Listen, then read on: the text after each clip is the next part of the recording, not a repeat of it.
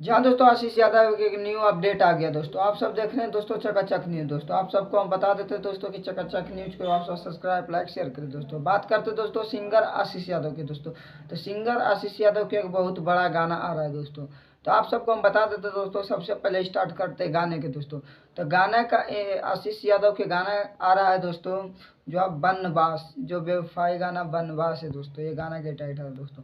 आप सबको ये भी बता देते दोस्तों कि ये गाना के टाइटल बनवास है और ये गाना आ रहा है दोस्तों 19 तारीख को दोस्तों।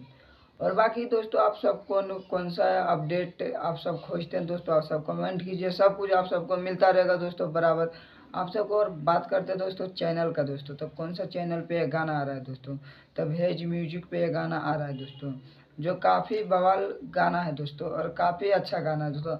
और ये गाना लिखे हैं दोस्तों गोरेलाल यादव दोस्तों।